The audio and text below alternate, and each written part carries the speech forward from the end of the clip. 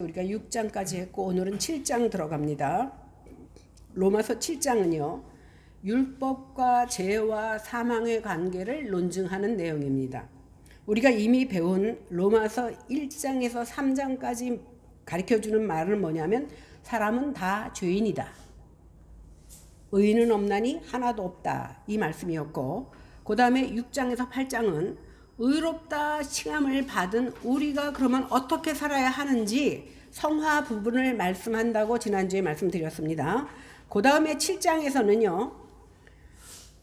이제 6장에서 죄의 해방, 죄가 죽었다 말했죠. 그 다음에 7장에서는 율법의 지배하에서의 해방. 이제는 율법이 죽은 겁니다. 율법에서 우리가 죽은 겁니다. 그 다음에 8장에서는 성령 안에서의 자유를 말합니다. 그러니까 6장과 8장 사이의 7장은 굉장히 중요한 연결 부분을 하는 중요한 다리 역할을 한다고 생각하고 들으시면 됩니다. 오늘 본문 말씀은 이제 믿음으로 의롭게 된 우리가 혼인관계를 통해서 율법에서 해방되어서 그리스도와 연합되었다라는 그 사실을 논증하는 말씀인데 우리 성도는 죄에서 해방되어서 하나님의 종으로 신분이 바뀐 사람입니다. 죄의 종에서 하나님의 종으로 신분이 바뀌었다 그랬습니다. 그래서 신분이 바뀌면 신분이 바뀐 모습으로 삶을 드려야 된다라고 말씀드렸어요. 그러다 보니까 옛날에는 죄가 우리의 왕이었을 때는 우리에게 명령했고 우리가 그 왕의 명령을 들을 수밖에 없기 때문에 죄를 마구 지면서 살 수밖에 없었지만 이제 우리는 믿음으로 의롭다 하는 성도가 되었기 때문에 또 다른 문제, 율법의 문제를 오늘은 말씀드리는데 이해가 쉽도록 오늘 사도 바울은 결혼 제도를 통하여 율법을 우리에게 가르쳐주고 있습니다. 1절을 다 같이 보겠습니다. 시작.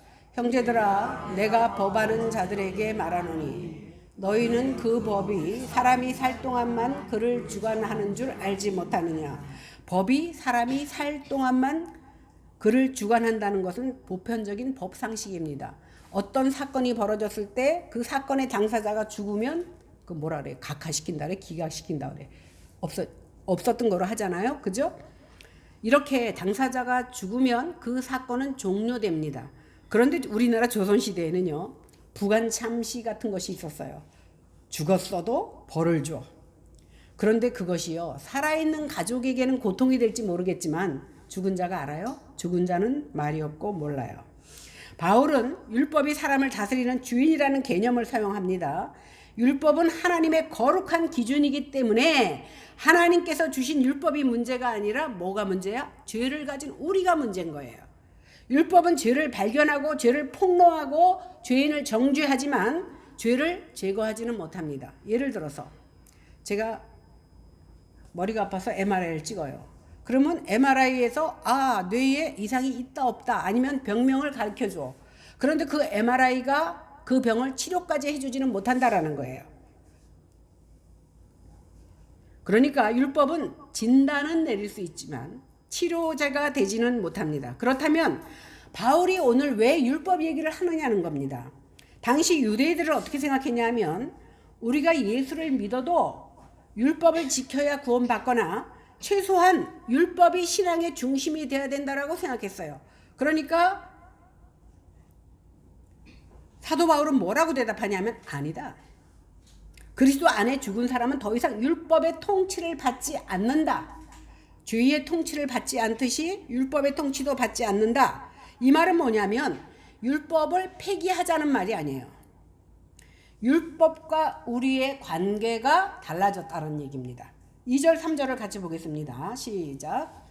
남편 있는 여인이 그 남편 생전에는 법으로 그에게 매인바 되나 만일 그 남편이 죽으면 남편의 법에서 벗어나느니라. 그러므로 만일 그 남편 생전에 다른 남자에게 가면 음녀라. 그러나 만일 남편이 죽으면 그 법에서 자유롭게 되나니 다른 남자에게 갈지라도 음녀가 되지 아니하니라. 당시에 그 로마는요. 굉장히 성적으로도 문란했지만 이혼이 굉장히 자유로웠습니다. 그런데 오늘 유대인의 법은 이혼이 불가능하지는 않았어요. 그런데 한계가 뚜렷했습니다. 근데 오늘 바울이 말하고 있는 것은 로마의 결혼법이 아니라 유대의 결혼법을 가지고 오늘 우리에게 설명하고 있습니다.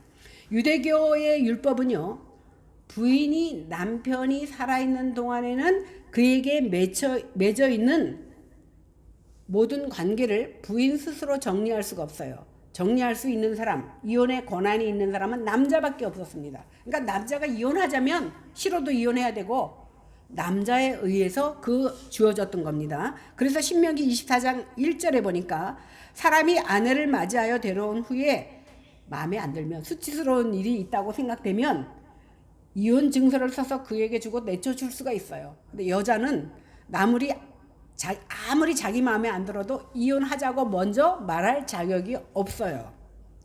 보통 혼인서약을 할 때 죽음이 두 사람을 갈라놓을 때까지 잘 살으라, 이런 혼인서약을 하잖아요. 이 말에서도 우리가 알 수 있듯이 혼인이란 건 뭐예요? 한 사람이 죽을 때까지 살아야 되는 것이 우리가 상식적으로 생각하는 겁니다. 그러니까 사도 바울은 이런 바탕에서 아내가 결혼 기간 동안에는 남편에게 묶여 있을지라도 그 남편이 죽으면 어떻게 해요? 그 법에서 해방된다라는 것을 말하고 있습니다. 그래서 남편이 죽으면 정당하고 합법적으로 다시 재혼할 수 있다, 이렇게 말합니다. 그러니까 남편이 살아있는데 다른 남자와 결혼을 할 수가 없지만 한다면 그것은 음녀, 간음이다, 이렇게 말합니다. 그러나 남편이 죽으면 그 여인은 법에서 해방되었기 때문에 새로운 남편을 만나서 재혼할 수가 있다라는 거예요. 여기서 핵심은 뭐냐면 부부의 법적 관계는 무엇이 끝내준다? 죽음이 끝내준다. 그러니까 여자가 그 남자가 아무리 싫어도 이혼할 수 없지만 그 남편이 죽으면 이제 해방인 거예요. 여기서 바울이요, 갑자기 결혼 제도를 설명하려는 것이 아닙니다. 무슨 말을 하냐고 하면 죽음이 법적 관계를 끝낸다라는 것을 설명하기 위해서 오늘 결혼 문제를 얘기하고 있습니다. 바울은 그리스도께서 율법의 요구와 정죄를 감당하시고 십자가에서 죽으실 때에 그와 연합한 우리도 율법에 대해서 죽었기 때문에 율법의 관계가 끝났다, 이것을 설명하기 위해서 결혼 제도를 설명하고 있는 겁니다. 율법에 의하면은요, 남편이 살아있는 동안에 여자가 다른 남자에 가면 음녀라 그래서 구약에 보면 어떻게 했어요? 그 여자는 많은 사람들이 있는데 돌멩이를 쳐서 죽일 권한이 생기는 거예요. 남자는 제외야. 여자는 그렇다는 거예요. 이처럼 율법은요, 죄와 함께 우리를 주도하는 지배 세력이었습니다. 그러니까 율법이 그렇다고 하니까 그 나라는 그렇게 할 수밖에 없었다라는 거예요. 이제 우리는 그리스도께서 십자가의 죽으심과 부활의 사건으로 인해서 이제 율법에 매인 것이 아니라 어떻게 됐어요? 율법에서 해방됐습니다. 4절 보겠습니다. 시작. 그러므로 형제들아, 너희도 그리스도의 몸으로 말미암아 이는 다르니 곧 죽은 자 가운데서 살아나신 이에게 가서 우리가 하나님을 위하여 열매를 맺게 하렵니다. 사도 바울은요, 성도가 되기 전에 남편으로 율법을 말합니다. 성도가 된 후에 새로운 남편으로 그리스도를 말합니다. 재혼한 거죠. 먼저 죄인과 율법의 부부관계를 살펴본 다음에 두 번째로 신자와 예수님과 결혼한 사건을 이제 설명하겠습니다. 사도 바울은 의인은 없나니 하나도 없다 그랬고 모든 사람이 죄를 범하였다라고 말했습니다. 또 한 사람으로 말미암아, 아담 한 사람으로 말미암아 죄가 세상에 들어오고 죄로 말미암아 사망이 들어왔다. 이와 같이 모든 사람이 죄를 졌기 때문에 사망에 이르렀다. 지난주에 말씀드렸죠? 죄의 삭은 사망이요. 우리가 죄를 지었기 때문에, 죄인이기 때문에 사망을 겪을 수밖에 없다라고 말했습니다. 죄는 공짜야, 마음대로 죄 져라고 말하지만 그가 인도하는 길은 사망이다, 이렇게 말씀드렸습니다. 이제 오늘 사도 바울은요, 이제 은유법을 써서, 율법이 사람은 아니잖아요. 그런데 오늘 은유법을 써서 그가 사람인 것처럼 우리의 남편으로서 설명을 합니다. 율법이 모든 죄인의, 우리는 모두 죄인이라 그랬잖아요. 우리 모든 죄인의 남편이 이제 율법이 되는 거예요. 유대인들은 율법의 특권을 가졌지만 그 특권을 누리지 못했습니다. 하나님의 선민이라고 자처했지만 그들도 우리는 율법을 하나님이 우리에게 주셨기 때문에, 할례를 우리에게 허락하셨기 때문에 우리는 정죄받지 않고 구원받을 수 있어 라고 생각했지만, 율법은요, 그들이라고 제외는 없습니다. 분명히 말씀대로 율법의 의를 행해야만 구원을 주십니다. 근데 여기서 우리가 설명하는 건 뭐냐면요, 율법이 요구하는 거는요, 자, 참기름에 0.1%라도 섞이면, 엄밀하게 말하면 참기름, 순참기름은 아니잖아. 그죠? 율법이 요구하는 건 그냥 100%를 요구합니다. 완전을 요구합니다. 그런데 우리는 다 지킬 수 있을 것 같은데 어때요? 못 지키잖아. 그죠? 부모를 잘 섬기라 그래도 못했고, 안식일을 잘 지키래도 못했고, 그리고 우리는 간음하지 말라 그랬는데 간음했고, 그러면서 또 하나님은 뭘 덧붙였어? 너희가 마음으로 형제를 미워하는 것이 곧 간음이다. 살인이다 그랬어. 그러니까 미워해도 살인이니까, 여기 죄 안 진 사람 있으면 손 들어보세요. 저는 죄를 많이 져서 손을 못 들겠어. 아무도 손 못 들잖아요. 자, 그럼 율법과 우리 신부의 관계를 설명하기 위해서, 여러분, 성경에 보니까 예수님은 1도만 낮춰주세요. 예수님은 물 위를 걸으셨어요. 그죠? 근데 우리도 걸을 수 있을까요? 못 걸을까요? 근데요, 물 위를 걷는 방법이 있어요. 어떻게 하면 걷는 줄 아세요? 이게 발이야. 땅에 닿았어요. 요게 빠지기 전에 얼른 대고. 그러면, 그죠? 이론적으로는 그러면 안 빠질 것 같아. 근데 그럴 사람이 하나도 없어. 빠지기 직전에 발을 옮길 만한 사람이 아무도 없다라는 거예요. 이 말은 뭐예요? 우리가 율법이 이렇다는 거예요. 생각으로는, 이론으로는 될 것 같아. 근데 아무리 빨리 해도 빠지고 마는 것이 바로, 결국은 율법은 우리가 범할 수밖에 없다라는 것을 보여줘요. 결국은 율법으로 구원을 받을 자는 하나도 없다라는 것을 우리에게 보여줍니다. 해결책은 뭐예요? 율법이 아니에요. 그리스도밖에 없다라는 겁니다. 우리가 뒤에서 보겠지만 문제는 율법이 아닙니다. 죄인이 율법의 아내라는데, 우리가 누구 아내라 그랬지? 율법의 아내라고 지금 은유법을 썼잖아요. 율법이라는 남편은 어떠냐? 법은 어때요? 정확해, 완벽해, 내 허물을 거룩하지만 절대로 용서를 안 해요. 아주 엄격한 존재입니다. 율법이란 남편하고 내가 산다고 생각해 보세요.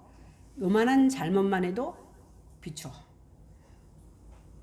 그러니까 사사건건 율법은 우리의 잘못을 지적해 줍니다. 그러면 어떻게 돼요? 힘들고 피곤해서 살 수가 없어. 내가 요만한 실수만 해도 비추네. 껌껌한 데다 햇빛을 딱 비추면은 막 먼지까지 다 보이듯이 먼지 하나까지 다 비춰주는 그런 남편과 산다고 생각해 보세요. 살 수 있겠어요? 그러다 보니까 율법 남편과 죄인인 우리 사람과의 사이는 평탄한 결혼 생활을 이어갈 수가 없어. 그렇겠죠? 그런 남편하고 산다고 생각해 보세요. 그런데 문제는 뭐냐? 이렇게 엄격한 율법이란 남편과 사는데 헤어질 수도 없어. 왜? 그가 죽어야만 헤어질 수 있어. 우리에게는 권한이 없어. 율법에게만 권한이 있어. 그러나 남편이 살아있는 한 결코 벗어날 수 없기 때문에 힘든 겁니다. 그런데요, 율법하고 죄인된 우리하고 결혼 생활에서 결정적인 사건이 벌어집니다. 남편인 율법이 아니라, 원래는 남편이 죽어야 아내가 해방되는데 남편이 죽은 것이 아니라 아내가 죽었어. 죄인인 우리가 죽었어. 지난주에 말했죠? 우리가 예수를 믿음으로 세례를 받을 때, 과거에 나는 죽었고 장사 지냈고 예수님이 부활할 때 우리는 살아나는 것에 근거로 세례를 받는다고 했어요. 그러니까 우리가 예수를 믿을 때 죽는 일이 벌어졌네. 그러니까 호레비가 됐잖아, 율법이. 그죠? 아내가 죽었으니까. 그리스도를 믿을 때 죄인이었던 우리 옛사람이 죽었어요. 죽은 나의 옛 남편인 율법은 끊임없이 나를 정죄했습니다. 그런데 예수님께서 죄인이 받아야 될 율법의 저주를 다 받으시고 그 십자가에 돌아가심으로 율법을 완성시키셨다 그랬잖아요. 그러니까 100%다 지켰기 때문에 우리의 죄가 사함받게 된 거예요. 우리 힘으로는 안 됐지만 예수님의 힘으로. 그래서 우리는 죄에 대해서 죽은 자 되었습니다. 율법이라는 남편과 결혼 생활을 하던 죄인의 죽음으로 죄인은 남편의 법에서 벗어났어요. 그런데 죄인인 아내와 사별한 율법은 그대로 아직도 살아있네. 그죠? 왜냐하면 율법은 하나님의 거룩한 기준이기 때문에 사라지지 않습니다. 대신 죄인인 우리가 십자가에서 예수 그리스도와 함께 죽었습니다. 그리스도의 몸으로 말미암아 예수님이 십자가의 율법의 모든 성취를 당하시고 사형을 당하셔서 죽으신 거예요. 그러니까 율법이 자긴 살아있잖아. 야, 나를 향해서 너 죄인이야, 죽어야 돼. 근데 뭐라 그래요? 이미 나 죽었어. 나 사형 집행 당했어. 언제? 예수님이 십자가에 돌아가실 때 나도 같이 죽었어. 세례가 그 의미를 말한다고 말씀드렸어요. 그러니까 율법은요, 죽은 자를 향하여서 정죄할 수가 없어. 죄가, 법이 죽은 자를 향해서, 사람이 죽으면 그 죄가 내 안에서 더 이상 활동하지 못하듯이 율법도 내가 죽고 나니까 나한테 더 이상 명령하지도 못하고 나를 정죄할 수가 없어졌어요. 그런데 이야기는 여기서 안 끝나요. 4절 하반절에 보니까 뭐라 그랬냐면, 이는 다른 이 곧 죽은 자 가운데서 살아나신 이에게 가서 우리가 하나님을 위하여 열매를 맺. 다른 이에게 어떻게 하라고? 가래. 빨리 재혼하래요. 이제 예수님과 재혼 이야기가 펼쳐집니다. 율법과 이혼한 게 아니야. 내가 죽었어. 그런데 다시 살아났는데, 다시 살아나서 그 지긋지긋한 남편한테 또 가겠어요? 안 가지. 더 좋은 남편 만나서 누구한테 갑니까? 예수 그리스도에게 갑니다. 죄인이 예수 그리스도를 믿을 때 그 옛사람은 예수님과 함께 십자가에 못 박혀 죽었기 때문에 율법과의 관계는 완전히 끝났어. 그죠? 지긋지긋한 그 나만 잘못했다고 하는 그 남편은 더 이상 갈 필요가 없어요. 그 대신 세례를 받음으로 예수님과 함께 죽은 그 죄인은 다시 살아나서 예수님과 세례가 연합이라 그랬잖아요. 연합은 뭐야? 결혼은. 이제 새로 태어난 성도는요, 자유로운 존재가 되었기 때문에 정당하고 합법적으로 새로운 남편을 만날 수 있는데 그 남편이 바로 예수님이라는 거예요. 이해가 되시죠? 사도 바울이요, 그리스도의 연합을 왜 하필이면 결혼에 비유해서 말씀했느냐. 그리스도와 결혼했다는 것은요, 남편인 예수님이 가지고 있는 모든 신분과 특권을 같이 누릴 수 있는 자격이 생기는 거예요. 서양 전통에 보면요, 여자가 결혼을 하면 아버지의 성을 버리고 남편의 성을 따릅니다. 처음에는 아버지를 따라 죄인이라는 성을 우리가 갖고 있었어요. 그런데 율법과 결혼을 하니까 누구 부인이 됐어? 율법 부인이 됐어. 근데 죽었어. 그리고 다시 결혼했는데 예수님과 결혼했어. 그러면 이제 누구 부인? 예수님의 부인. 이렇게 된 거예요. 이제 아내는요, 예수님이 가진 그 부귀와 영화, 영생을 같이 누릴 수 있는 특권을 누리게 되는데요. 제가 생각해 보니까 영국의 그 지금 왕세자비 케이트 미들턴, 이게 이제 왕세손이 됐어요. 그죠? 왜? 윌리엄과 결혼해서. 왕세손과 결혼하니까 왕세손비가 됐어. 근데 엘리자베스가 죽었어. 그리고 찰스가 왕이 됐어. 그러니까 이제 뭐가 됐어? 왕자가 됐고 왕자비가 됐단 말이에요. 그러면 지금 찰스가 암에 걸렸다는데 얼마 있다 가면 뭐가 돼? 왕은 남편이 되지. 나는 왕비. 이 케이트는 왕비가 되는 거예요. 이렇게 결혼했기 때문에 정당한 위치를 차지하는 거예요. 그러면 우린 누구랑 결혼했어? 예수님과 결혼했으니까 예수님의 부인으로서의 정당한 위치 차지할 수 있는 겁니다. 이제 결혼했으니까 이제 애를 낳아야 되잖아. 그죠? 자녀를 낳아야지. 이제 부부관계로 표현된 성도의 삶에서는 열매를 맺어야 되는데 이것이 바로 자녀예요. 사도는 성도가 그리스도의 아내가 된 것은 하나님을 위해서 열매를 맺으려는 목적으로 예수님과 연합했다라고 성경은 말하고 있어요. 열매는요, 노력한다고 다 되진 않아요. 그죠? 제가 여기다 뭐 심었어. 근데 저 충주에 가면 배나무도 많고 사과나무도 있어. 여기다는 배나무 심고 여기다는 사과나무 심었어. 배나무가 아무리 생각해도 나는 사과가 더 이쁜 것 같아. 그래서 노력을 해. 근데 여전히 그 다음에 또 뭐가 남아요? 배나무니까 배가 열리잖아. 그죠? 노력해서 안 돼요. 그 나무에 노력 안 해도 그 나무에 붙어 있으면 어떻게 돼? 저절로 나와요. 오늘 성경이 뭐라고 그랬냐면 요한복음 15장에 나는 포도나무여 너희는 가지라 이렇게 말했어요. 가지는 애써서 가지가 포도를 만들어야지 애쓰지 않아요. 그냥 붙어만 있었더니 포도가 열려. 그죠? 성령의 열매도 마찬가지입니다. 예수님께 붙어 있으면 예수님의 자녀를 낳는 거예요. 5절 보겠습니다. 시작. 우리가 육신에 있을 때에는 율법으로 말미암는 죄의 정욕이 우리 지체 중에 역사하여 우리로 사망을 위하여 열매를 맺게 하였나니. 이제 다시 빠꾸에서 설명을 하는 거예요. 우리가 육신에 있을 때, 그러니까 죄의 정욕이 우리 지체 중에서 역사하던 때, 죄가 나에게 왕노릇하던 때, 내가 죄의 종으로 있을 때, 율법의 아내였던 그 시절에 놀랍게도 율법은요, 죄를 억제하기보다는 죄를 자극하는 역할을 합니다. 우리나라에 법이 그대로 있잖아요. 그런데 뉴스에 보면 오늘도 여전히 범죄는 일어나. 그죠? 무슨 말입니까? 법이 여전히 있지만 법을 조롱하듯이 사람들의 수법은 날로 진화합니다. 왜 그렇습니까?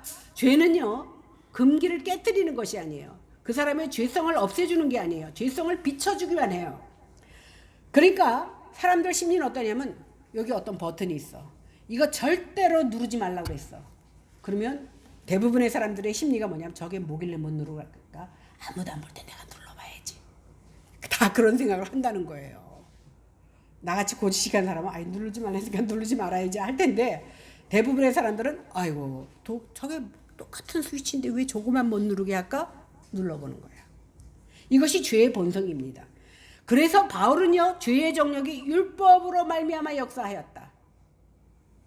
지난번에 말씀드릴 때 법이 없으면 사람을 죽여도 법에 저촉되지는 않아. 단지 그것은 나쁜 일인 것은 알지만 그것 때문에 형벌을 받진 않아요. 이 도로를 지나갈 때 50km 다녀라 70km 다녀라 그 법이 없으면 나 가고 싶은 대로 가면 되는 거예요. 왜? 법이 없기 때문에. 그런데 그 죄가 율법을 악용합니다. 역용해서 사용합니다. 율법 자체는요, 하나님의 의롭고 선한 계시이긴 하지만 인간의 내면에 게재된 그 죄악성을 치유할 능력이 없어. 아까 MRI하고 똑같은 거예요. 비춰만 주지 고쳐주지는 못해. 오히려 죄의 지배를 견고하게 만들어줍니다. 그렇기 때문에 그때 맺던 열매, 다시 말해서 율법 남편과 살 때는 자식을 낳았어요. 그때도. 근데 어떤 자식? 사망으로 향하는 자식을 낳았어요. 사망을 위한 자식들을 낳습니다. 그런데 갈라디아서 2장 20절에 보니까 내가 그리스도와 함께 십자가에 못 박혔나니 그런즉 이제는 내가 사는 것이 아니요 오직 내 안에 그리스도께서 사시는 것이라. 이제 내가 육체 가운데 사는 것은 나를 사랑하사 나를 위하여 자기 자신을 버리신 하나님의 아들을 믿는 믿음 안에서 사는 것이다. 이렇게 말씀합니다. 이제 믿음으로 율법과는 끝났고 예수님과 결혼한 신자는 그리스도의 관계에서 자녀를 낳아야 돼요. 자, 6절 보겠습니다. 시작. 이제는 우리가 얽매였던 것에 대하여 죽었으므로 율법에서 벗어났으니 이러므로 우리가 영의 새로운 것으로 섬길 것이요 율법 조문에 묵은 것으로 아니할지니라. 한글 성경에는 이제 접속사가 생략되는데 원어에는 이제는 앞에 그러나 이런 말로 시작합니다.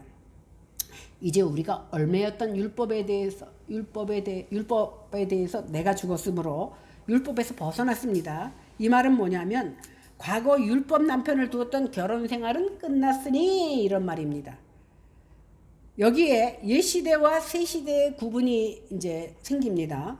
구약에서는요, 모세 시대 어떻게 했죠? 두 돌판을 가져다가 거기다가 성령께서 세워주셔서 10계명을 5계명씩 이렇게 주셨잖아요. 그러니까 구약에서는 두 돌판에다가 율법을 새겼습니다. 그런데 그 시대가 지나버렸어요. 이제 신약 시대에는 성령께서 우리의 마음판에 하나님 말씀을 새겨주십니다. 에레미야 31장에 보니까 하나님은 죄를 용서하시고 새 언약을 세우신다 이렇게 말씀하셨고, 에스겔서 36장에서는 하나님은 새 마음과 성령을 주셔서 우리를 변화시킨다 이렇게 말씀하셨어요. 두 돌비를 가지고 변하지 않던 우리의 마음이 하나님께서 당신의 마음과 성령을 통하여서 우리의 마음에 새겨주시니까 우리가 변화가 일어나네. 그러므로 새 언약의 백성은요, 성령의 능력으로 하나님께 순종하며 살아가야 된다는 약속을 성취하신 것이 바로 새 언약입니다. 개인적으로요, 우리는 회심을 통해서 두 시대를 겪었습니다. 내가 하나님을 믿고 회심하는 순간에 죄가 왕노릇하던 것은 끝났고 율법의 남편과도 끝났어요. 그죠? 이제 새 시대, 옛 생활을 지배하던 무시무시한 사인방, 육신은 뭐라 그랬죠? 죄를 짓고 있는 우리의 몸을 말한다 그랬어요. 우리를 말한다 그랬어요. 육신, 율법, 죄, 그리고 사망을 이제는 뒤로 하고 이제는 우리의 영의 새로운 것으로 섬기게 되었습니다. 그래서 정죄함이나 의무감이나 그런 것이 어떻게 변해요? 감사로, 사랑으로, 성령의 인도하심으로 변한다라는 거예요. 두려움과 정죄를 피하려고 어쩔 수 없이 아이고 오늘 교회 안 나갔다가 옛날에 저희 주일학교에서 그 군종이 그렇게 가르치는 거 보고 제가 속으로 깜짝 놀랐어요. 근데 사람은 실수할 수 있어요. 애들이 빠지니까 주일날 빠져서 교통사고 나는 사건, 주일날 빠져서 죽은 사건만 막 얘기를 해주는 거야. 그러면 니네도 빠지면 나가서 죽을 거야. 그걸 가르쳐 주는 거잖아. 근데 제가 굉장히 위로받는 말씀이 뭐냐면 의가 없는 자라도 우리 하나님은 우리를 사랑으로 덮어주세요. 만약에 죄를 지을 때마다 하나님이 쳐버려. 저 주일날 안 나왔어? 저거 전도도 안 해? 이 세상에 인구가 하나도 안 남아. 그죠? 우리는 다 죄인이에요. 하나님은 죄를 보실 때 크고 작고를 보지 않아. 그냥 죄는 죄야. 근데 용서받지 못할 죄는 뭐라 그랬어요? 하나님을 섬기지 않는 죄는 용서받지 못해서 지옥 가는 거거든요. 그거 외에는 지난번에 말했잖아. 10몇 명 죽였죠? 죽인 김대두도 하나님 앞에 갔잖아. 그러면 우리가 나요? 김대두보다 나요? 율법으로 잴 때는 우리가 날지 몰라. 하나님 보시기에는 똑같은 죄인이라는 거예요. 그래서 이제 내 속에요, 교만으로 거칠애처럼 행했던 그런 일이 변화받으니까 성령의 열매를 맺기 시작해. 우리가 보통 보면요, 사람들이 오해하는 게 뭐냐면 야고보서에 행위가 없는 믿음은 믿음이 아니다 그러니까 행위로 구원받는 건 아니에요. 여기서 말하는 행위는 믿음을 전제로 한 행위예요. 다시 말하면 믿음이 있으면 그 행위가 따라온다는 거예요. 왜? 예수님 때문에. 내 성품으로는 도무지 이 일을 할 수가 없어. 내 성품으로는 저거 미워 죽겠어. 근데 예수님의 성품으로 내가 입었기 때문에 예수님의 성품으로 내가 그를 사랑하는 것이 내 본성으로는 못한다라는 거예요. 이렇게 우리는 변화받아요. 그래서 과거에는요, 정죄하고 남을 미워했던 그 모든 것이 어떻게 변화받습니까? 이제 거룩한 성령의 열매를 맺기 시작해요. 그래서 갈라디아서 5장 22절에 보니까 성령의 열매는 사랑, 희랑, 화평, 오래 참음, 자비, 양선, 충성, 절제라고 이렇게 말씀하고 있습니다. 그것을 내가 노력으로 맺는 게 아니에요.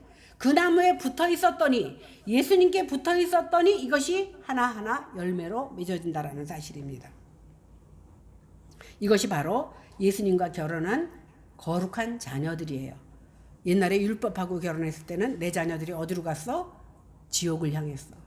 그런데 예수님과 결혼할 때 내 자녀들도 이렇게 아름다운 열매를 맺는다는 거예요. 보세요. 이 9가지 열매의 특징은 뭐냐면 자기 중심적이고 개인적으로 경건을 내세우는 것이 아니라 주님의 몸된 교회를 세우는데 그 열매들이 활용된다는 거야. 그러니까 결국은 내가 인간적으로 생각하면 이게 아니야. 인간적으로 생각하지 마세요. 뭐로 생각해야 돼?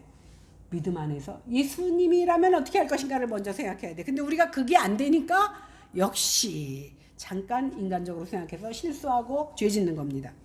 그러면 교회가 세워지지 않아요. 이처럼 율법은 거룩하지만 사람을 구원하지 못해. 그리스도의 연합을 통해서 우리는 율법의 정죄에서 해방되었습니다. 해방은요, 해방됐어. 방종을 말하는 게 아니에요. 그리스도께 속하기 위해서 해방된 거예요. 이제 내 맘대로 살라고 해방된 게 아니라는 거예요. 성도의 삶은요, 규칙 중심이 아니에요. 관계 중심이야. 그래서 뭐라 그랬죠? 죄를 지니까 반드시 죄의 급료로 사망을 받았는데 예수를 믿으니까 이건 급료가 아니라 그랬어요. 뭐라 그랬어? 선물이라고 그랬잖아. 그죠? 선물.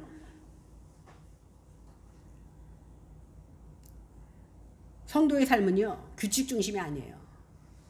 믿으라고 강요하니까 믿어져요? 여러분들 교회 나오는 거요. 이게 기적인 거예요. 이게 기적이야. 누군가가 말해서 그냥 나온 것 같으죠? 마지못해 나온 것 같으죠? 성령께서 내 마음 주장하시지 않으면 여기 나와 앉을 자가 없어요. 여기 나와 앉아 있을지라도, 청함을 받은 자라도 택함 받은 자는 덕다 그랬어. 의지 가지고 이제 나오기 시작했어요. 그러나 믿음은 누가 주셔요? 성령 하나님이 허락하시는 거예요. 내가 가져야지. 포도나무, 나는 비록 배나무지만 포도 열매를 맺어야지. 안 돼요. 포도나무에 붙어 있어야 포도나무가 열려요. 오늘 나는 세상에다 발을 붙여놓고 살면서 하나님의 주시는 열매를 맺는다고 노력을 했는데 안 열려. 사람 눈에는 속일 수 있어요. 열매처럼 보일 수도 있어요. 그러나 하나님이 중심을 보시는 하나님이 보실 때는 그 열매가 가짜야. 요즘 중국 사람들은 계란도 만든다는데 뭐, 그죠? 가짜. 그래서 바울은 말합니다. 더 이상 율법의 정죄 아래 있는 사람이 아니라 부활하신 예수님께 속한 사람들이다. 너희는 이제 신앙의 중심은 얼마나 규칙을 잘 지키느냐, 그게 아니에요. 얼마나 깊이 예수님과 연합하여서 성령의 인도하심 속에서 사랑하며 살아가느냐, 이것을 보는 거예요. 중요한 것은 뭐예요? 우리가 성령으로 인도하심을 받으면 변화받는다는 거예요. 아마 제 생각에 목사들이 제일 위선적일 것 같아. 저를 보니까. 왜? 왜? 거룩한 척 해야 되잖아. 잘 믿는 척 해야 되잖아. 그리고 입에서 제가 목사인데 불경을 외워갖고 여러분한테 이 말씀은 너무 좋습니다. 거기도 좋은 말씀 많지만 그렇게 하겠습니까? 살아있는 말씀을 전하기 위해서 나는 얼마나 많은 위선을 하나님 앞에 떨며 살겠어요. 그러니까 저는 이제 제가 큰 교회에 있을 때도 맨날 그 얘기했는데 제일 불쌍하고 제일 연약한 자가 직분을 크게 가진 자예요. 직분 크게 가진 자가 죄도 더 많이 져. 그래서 옛날에 박형룡 목사님은 설교를 시켜도 설교를 안 하셨어요. 준비하지 않고는 하나님의 말씀이 잘못 전해질까 봐. 그러면서 그는 뭐라고 했습니까? 나는 80 묵은 죄인입니다. 보세요. 갓난애기가 죄를 지면 얼마나 짓겠어요. 그러나 우리가 연도가 높아갈수록 우리의 죄는 점점 더 커지는 거예요. 우리의 죄가 더 많아진다는 거예요. 그런데 어떻게 거룩한 척 할 수 있어요? 하나님 보시기에 죄밖에 내보낼 게 없는데. 그래서 오직 성령께 이끌림 받아야만이 우리가 변화될 수 있다는 거예요. 율법은요, 범죄한 인류를 노예처럼 가둬두었어. 그리고 법의 잣대를 향해서 요거해. 그랬더니 유대인들은 어떻게 했어요? 십계명에다가 울타리 율법을 많이 만들어 놓고 몇천 가지의 그 율법들을 법을 만들어 놓고 그거 지키려고. 안식일을 지키라 했더니 여기서 몇 규빗은 가면 안 돼. 안식일날 뭐 하면 안 돼. 안식일날 뭐 해도 안 돼. 전부 안 돼. 근데 사실 십계명에 보면요, 하라와 하지 마라밖에 없어요. 하라는 뭐예요? 안식일을 지켜라. 부모를 공경하라. 나머지는 다 하지 말라예요. 하라와 하지 말라 두 가지밖에 없어도 우리는 못 지켜. 근데 더 잘 지키려고 수천 가지를 부칙을 만들어놨는데 더 못 지켜. 더 어려워졌어. 그래서 예수님이 마태복음에 뭐라 그랬냐? 짐진다더라 나에게 오라. 내가 너희를 쉬게 하리라. 그랬더니 그 말을 다 써먹어. 거기다 써먹으면 안 된다 그랬죠? 왜 율법의 짐을 잔뜩 지고 가느냐? 예수만 믿으면 구원받는데. 그걸 말해주는 거예요. 성경이 잘못 푸는 것도 굉장히 많잖아요. 우리가 제대로 알면 돼요. 여기서 섬기는 것은 뭐냐면요, 종이라는 것이 둘러쓰거든요. 뭐냐면 노예예요. 노예는 뭐야? 섬겨야 돼. 노예가 주인이 시키는데 그거 마음에 안 들어요. 우리는요, 예수님이 옛날에 보면 너 여전도 회장이야. 목사님 싫어요. 순종 안 해. 내 마음에 드는 것만 순종해. 그죠? 그거 아니에요. 노예는요, 내 마음에 들든지 안 들든지 하는 거예요. 그래서 오늘 성경에서 뭐라고 그랬냐면 육체를 너희 기회로 삼지 말고 서로, 이제 너희들 다 성도 됐지? 서로 종노릇해라. 너만 위고 너는 돈이 많고 잘 배웠으니까 위고 나는 못 배웠으니까 그게 아니에요. 서로 종노릇하라. 근데 저는 항상 말하기를 가장 큰 직분을 가진 자가 더 낮은 자세로 종노릇하라. 그리고 이제 막 예수 믿기 시작한 사람들을 상전처럼 섬기는 것이 바로 종노릇이라고 생각해요. 그래서 이제 율법의 좁은 묵은 것으로가 아니라 영의 새로운 것으로 하나님을 섬겨야 되는데 이것은 어떻게? 서로 종노릇하며 섬기는 겁니다. 이 시간 성령 하나님께서 우리에게 깨닫는 지혜를 주셔서 우리가 이것을 머리로만 익히면 도로 나가면 또 옛날 모습 율법의 부인으로 그대로 살 수밖에 없어요. 그러나 이제는 우리 신분이 바뀌었어. 아까 영국의 왕세자비가 과거에는 평민이었지만 이제는 왕세자비가 되었어요. 그러면 마음대로 행동하지 못해요. 우리는 하늘나라의 왕자 공주가 되었어. 그리고 예수님의 부인이 되었어. 그러면 거기에 걸맞는 모습으로 삶을 드려서 하나님께 영광 돌리는 저와 여러분들이 되시기를 주의 이름으로 축원합니다. 기도합니다.